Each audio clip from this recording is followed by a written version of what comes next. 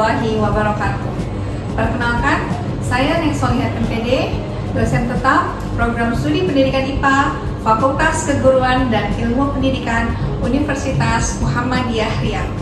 Pada kesempatan ini, saya akan menjelaskan pengisian data diri, unjuk kinerja Tridharma Perguruan Tinggi atau PDD UKT-PT sebagai salah satu kelengkapan syarat pengajuan sertifikasi dosen tahun 2026.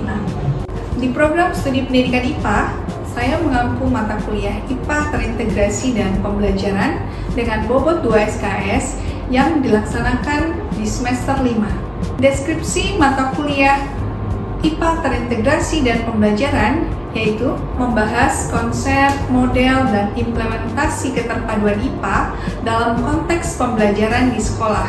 Bahan kajiannya mencakup tentang model keterpaduan Fogarty, model integratif berbasis STEM, ISD, SDGs, dan pendekatan pengintegrasian nilai-nilai Al-Islam dan Kemuhammadiyahan dalam pembelajaran IPA. Mahasiswa dilatih untuk melakukan analisis kompetensi kurikulum, mengembangkan perangkat pembelajaran seperti silabus, RPP, dan bahan ajar, serta merancang penilaian autentik untuk pembelajaran IPA terintegrasi pada abad 21. Adapun capaian pembelajaran lulusan yang termasuk dalam mata kuliah IPA terintegrasi dan pembelajaran yaitu CPL 1 menunjukkan sikap religius, etis, dan profesional sebagai pendidik yang berlandaskan nilai-nilai Islam dan Kemuhammadiyahan serta berkomitmen dalam penguasaan IPTEX. Kemudian CPL 2 menguasai konten IPA, biologi, fisika, kimia, dan IPBA beserta penerapannya secara kontekstual di SMP ataupun MTS. Dan CPL 3 menguasai teori pedagogik dan kurikulum IPA dengan strategi pembelajaran berbasis integrasi nilai keislaman dan STEM, serta memahami konsep penilaian autentik dan evaluasi proses hasil belajar sesuai standar nasional. 3 CPL ini diturunkan menjadi CPMK. CPMK 1 diturunkan dari CPL 1 yaitu mahasiswa menunjukkan sikap religius, etis, dan profesional dalam merancang serta melaksanakan pembelajaran IPA terintegrasi yang berlandaskan nilai-nilai Islam dan Kemuhammadiyahan. Bobot CPMK ini sebesar 10%. Selanjutnya, CPL 2 diturunkan menjadi CPMK 2 yaitu mahasiswa mampu menganalisis berbagai model keterpaduan IPA, menurut Fogarty, STEM, ISD, SDGs, dan AIK, serta melakukan pemetaan kompetensi kurikulum secara komprehensif untuk mengembangkan rancangan pembelajaran IPA terintegrasi. Dan CPL 3 diturunkan menjadi CPMK 3, yaitu mahasiswa mampu merancang perangkat pembelajaran IPA terintegrasi secara kreatif dan kontekstual, mencakup silabus, RPP, bahan ajar, dan instrumen evaluasi, dengan mengintegrasikan pendekatan nilai keislaman, STEM, dan keberlanjutan atau ISD. Bobot CPMK 2 30% dan bobot CPMK 3 sebesar 60%. Baik, selanjutnya saya akan menyajikan video pelaksanaan pengajaran mata kuliah IPA terintegrasi dan pembelajaran pada pertemuan 10 dengan materi model keterpaduan IPA berbasis ISD. Selamat menyaksikan. Oke, bismillahirrahmanirrahim. Assalamualaikum warahmatullahi wabarakatuh. Waalaikumsalam warahmatullahi wabarakatuh.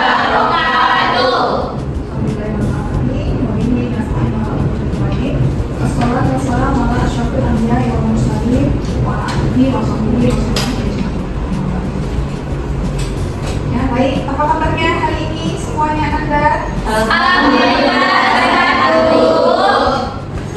Untuk hari ini ya, hari Senin kita di jadwal perkuliahan IPA terintegrasi dan pembelajaran. Hari ini kita sudah masuk ke pertemuan 10 ya. Sebelum kita mulai, Ibu akan mengecek kehadiran ya. Yang Ibu panggil namanya boleh mengangkat tangan dan menjawab ya. Istiqomah Nurul Azhar hadir. Jadi Ananda. Hadir, Bu. Ya. Oke. Ayah Blansari. Hadir, Bu. Ratnatul Zahida. Hadir, Bu. Julia Anggelia. Hadir, Bu. Farah Deskan Hadir, Hidri. Bu. Putri Cahyati. Hadir, Bu. Izin, Bu.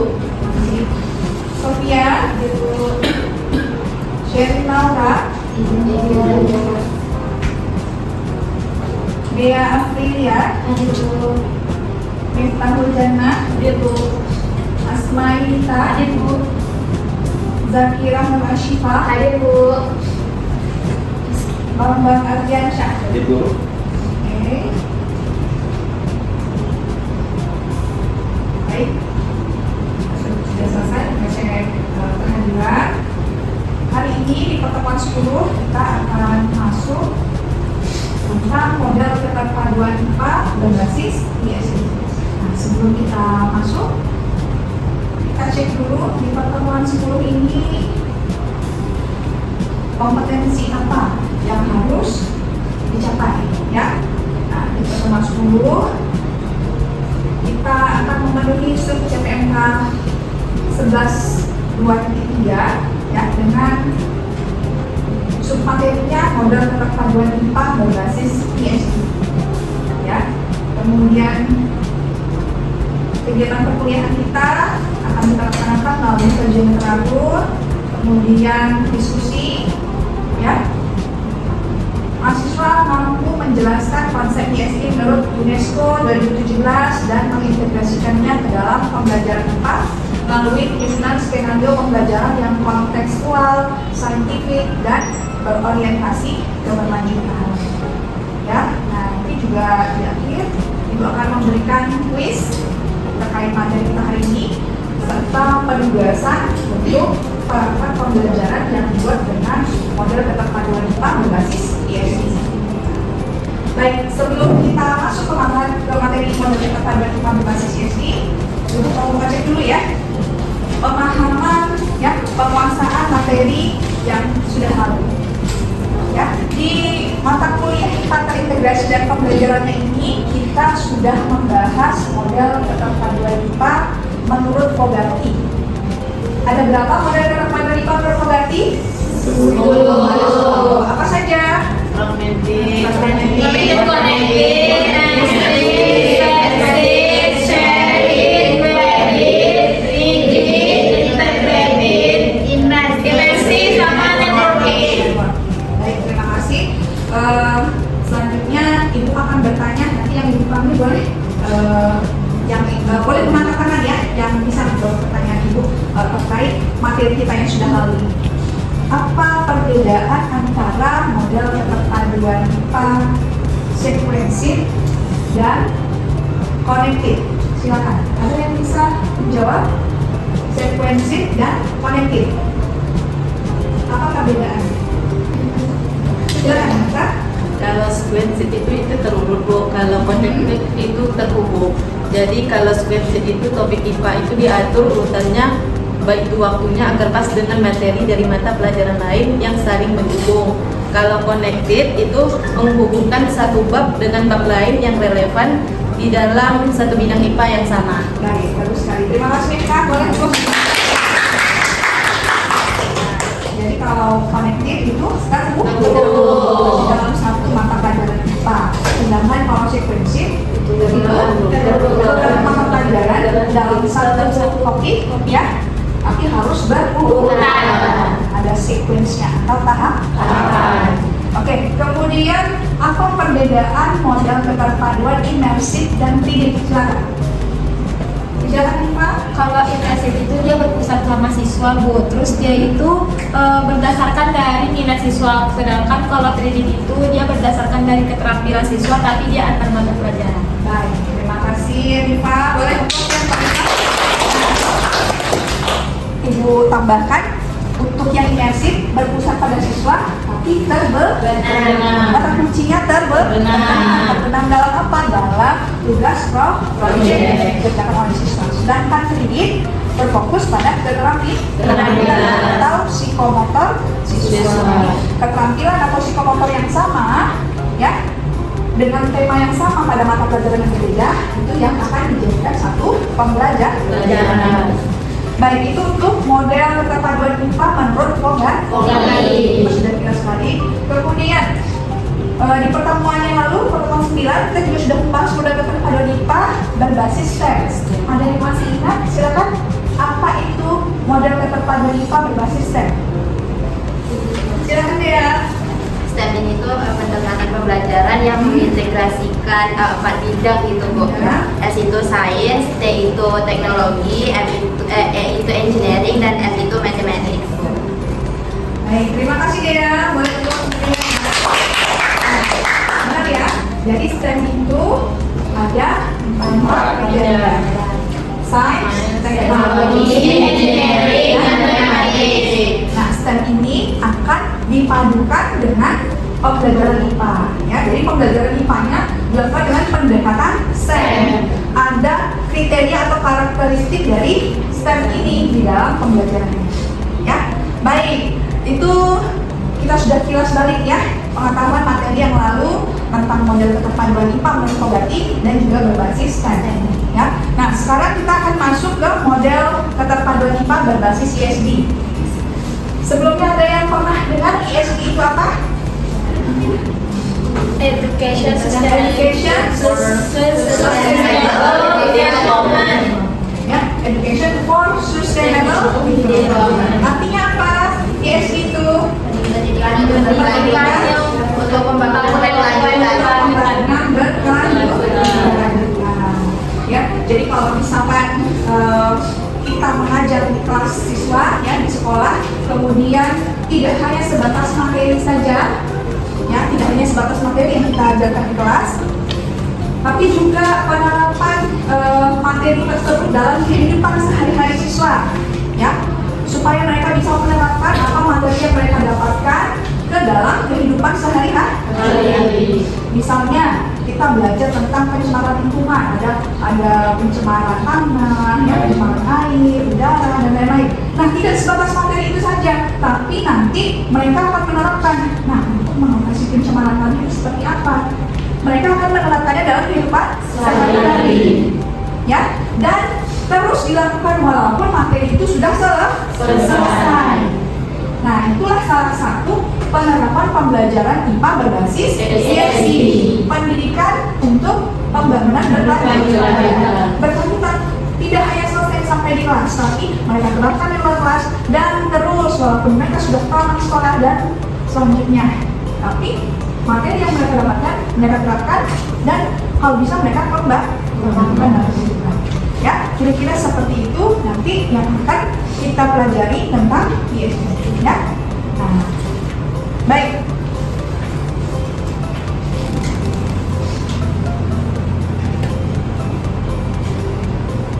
Ya, ini pengertian Education for Sustainable Development atau ESD. Jadi ESD itu adalah pendekatan yang menekankan pada pengintegrasian nilai-nilai dan aspek berkelanjutan untuk membekali peserta didik dengan pengetahuan, keterampilan, dan sikap berkelanjutan. Jadi 3 ranah ini, ranah kognitif, psikomotor, dan affection ini terpadu di dalam pembelajaran IPA berbasis ESD. Ya, kata sustainable ini menjadi kunci. Harus berkelanjutan. Ya, harapannya seperti itu. Dengan mengimplementasikan ESD, pendidikan tidak hanya terfokus pada aspek akademis semata, tapi juga isu-isu pembangunan berkelanjutan yang relevan dengan lingkungan, sosial, dan ekonomi. Tadi contoh yang sudah kita berikan, siswa mempelajari tentang pencemaran lingkungan, kemudian bagaimana cara mengelola atau menanggulangi atau mengolah kembali sampah. Nah, itu maksudnya ke aspek lingkungan. Nah, ya. Nah, dalam konteks lokal, peserta didik kita ajak untuk memahami dan mengatasi masalah-masalah yang ada di lingkungan mereka sendiri, seperti lingkungan sekitar, komunitas, maupun wilayah sekolah atau tempat tinggal. Ya. Oke, kemudian, nah ini tadi 3 perspektif atau sudut pandang atau aspek ya yang menjadi pilar utama ESG, Education for Sustainable Development. Ada sosial budaya, kemudian lingkungan dan ekonomi. Sosial budaya itu apa saja? Banyak ya. Ada hak asasi manusia, damai dan keamanan, kesetaraan gender. Nah, ini biasanya berkaitan dengan mata pelajaran IPS dan PKN ya. Kemudian untuk aspek yang kedua, lingkungan. Nah, ini berkaitan dengan pembelajaran IPA-nya ya. Isu-isu sumber daya alam, air, energi, pertanian, keanekaragaman hayati, perubahan iklim, ya, pencegahan bencana dan mitigasi, semua lainnya. Nah, kalau ekonomi, ya, ini bisa dikaitkan sosial budaya ke ekonomi atau lingkungan ekonomi. Misalnya siswa mengolah sampah plastik yang sudah diolah bisa dijual kembali, itu akan berkaitan dengan aspek ekonominya, ya. Seperti itu. Oke, kemudian, nah ini lebih rinci penjabaran dari setiap aspek, ya. Sosial budaya ada 7, kemudian lingkungan di sini ada 5, dan ekonomi ada 3. Contohnya seperti ini, ya. Nah, kalau kita buat skemanya, ya, dari 3 aspek, nah, dari lingkungan, sosial, dan ekonomi, maka irisannya ini menimbulkan prinsip yang harus dipenuhi dalam ESG. Apa prinsipnya? Dapat ditampung atau diselesaikan. Kemudian haruslah dan haruslah adil. Maka ketiga prinsip ini tadi akan menimbulkan pembelajaran yang berkelanjutan. Oke, menurut UNESCO tahun 2017, apa saja aspek ESG ini? Ini poin-poin yang menjadi definisi oleh UNESCO, ya, tentang ESG atau Education for Sustainable Development. Ya, kemudian ini prioritas dari ESG, dan ini kriterianya, ya. Kriteria dari ESG yang pertama harus fokus pada peserta didik atau pembelajar. Ya, kita harus memberikan ruang aktif bagi siswa untuk lebih mengekspor seluasnya. Ya. Kemudian yang kedua prinsipnya, ya, pendidikan yang interdisiplin dan holistik atau menyeluruh. Yang ketiga, pendekatan yang digunakan harus beragam dengan metode kerja yang demokratis. Yang keempat, berbasis pendekatan berpikir cerdas. Ya, berpikir dalam ini bagian dari deep learning. Kemudian yang kelima, memunculkan nilai, ya, atau perspektif yang bisa berbeda-beda, ya. Yang keenam, prinsipnya atau kriterianya mengedepankan pendekatan kultur lokal dan bisa juga global. Oke, jadi maksudnya pembelajaran ESG di suatu daerah itu bisa berbeda dengan daerah lain, tergantung kultur atau budaya di daerah tersebut. Dan yang terakhir itu kriterianya harus tidak berhenti sampai di kelas, tapi setelah selesai kelas, setelah tamat dari sekolah, ya, bahkan dia sampai kuliah, bekerja, dan lain, siswa itu menerapkan dari apa yang sudah dia pelajari. Ini contoh tema penting, ya. Menurut UNESCO ada 11 tema penting yang bisa dijadikan materi pembelajaran IPA berbasis ESG, ya. Tentunya ini masuk ke dalam kurikulum pembelajaran IPA baik itu di SMP maupun di SMA. Ya, ada keanekaragaman hayati dan lain-lain, ya, bisa dibaca. Baik, nah ini untuk kaitan dengan pertemuan berikutnya, ya. Kita akan membahas kaitan antara ESG dan SDGs. Nah,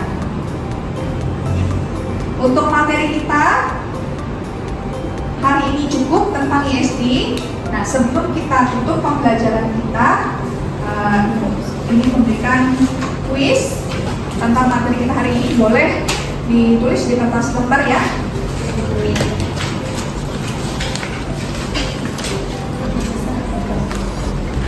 Tulisnya tidak banyak dan waktunya hanya 5 menit saja ya.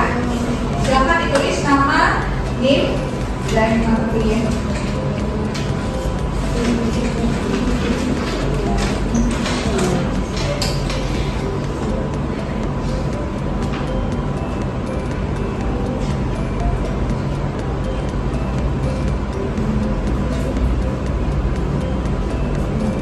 Sudah. Yang pertama, jelaskan tentang pembelajaran IPA berbasis ESD serta 3 perspektif yang menjadi pilar utamanya.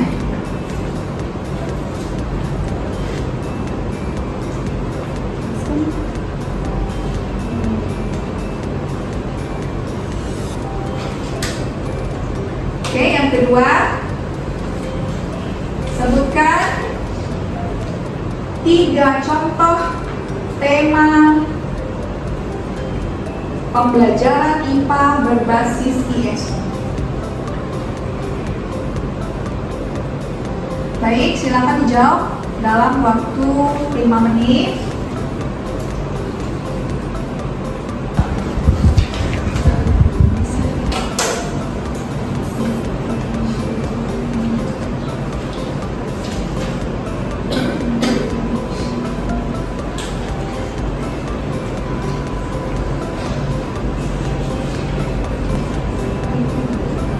Baik, waktunya habis. Boleh silakan kumpulkan.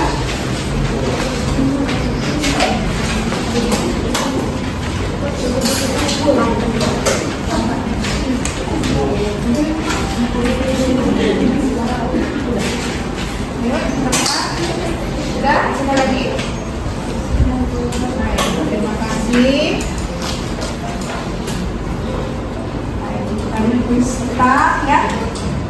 Nah, selanjutnya untuk tugas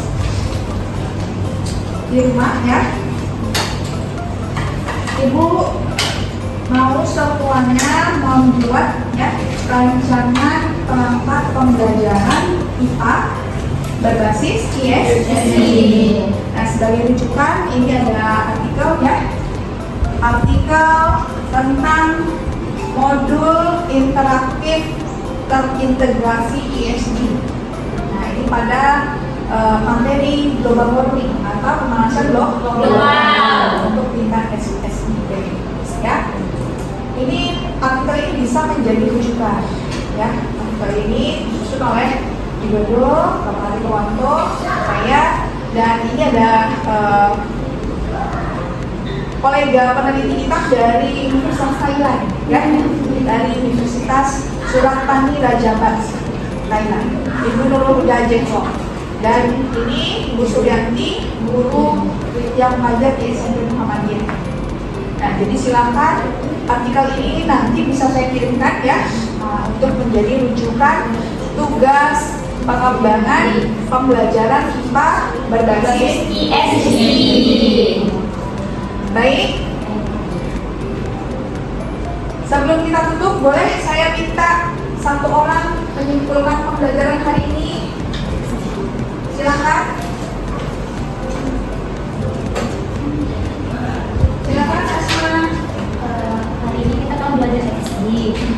Di mana ESD itu bertujuan untuk membekali siswa dengan pengetahuan, keterampilan, serta nilai-nilai dan sikap yang dibutuhkan untuk mengambil keputusan dan bertanggung jawab tentang kelayakan ekonomi, budaya demi generasi masa depan. Baik. Ada lagi yang bisa menambahkan tentang Aspek ISD, boleh, silakan. Aspek dari ESG itu ada 3 Bu, yaitu ada sosial budaya, lingkungan, sama ekonomi. Kalau sosial budaya itu menyangkut sama budaya yang ada di daerah tersebut. Terus habis itu kalau lingkungan itu berkaitan sama kayak mitigasi, kemudian bencana yang ada. Terus kalau ekonomi itu bagaimana perekonomian yang ada pada saat itu. Baik, terima kasih Hanifah dan Asma, boleh aplaus untuk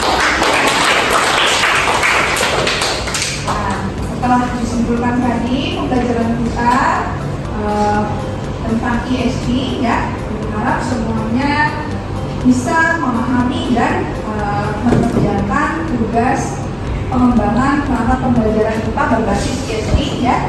Deadline-nya di pekan depan ya, deadline pekan depan, dan nanti tugasnya bisa diterima melalui LMS kita di sini ya.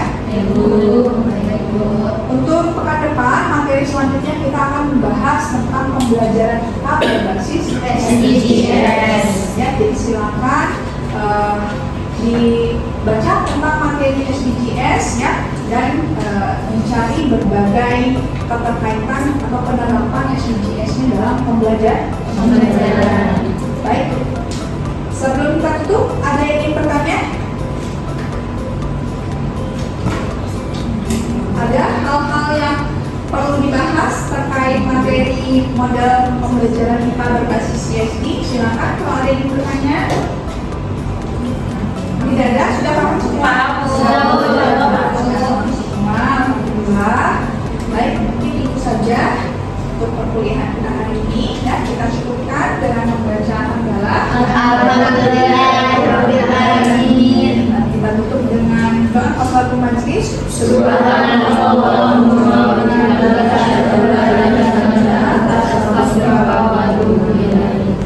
Terima kasih atas hadiran dan partisipasi aktifnya. Saya tutup. Wabillahi taufiq wal hidayah. Assalamualaikum warahmatullahi wabarakatuh. Waalaikumsalam warahmatullahi wabarakatuh. Terima kasih Baik, terima kasih telah menyaksikan video pengajaran dalam PDD UKTPT bagian pengajaran yang telah saya sajikan. Terima kasih, dan saya akhiri. Wabillahi taufiq wal hidayah. Assalamualaikum warahmatullahi wabarakatuh.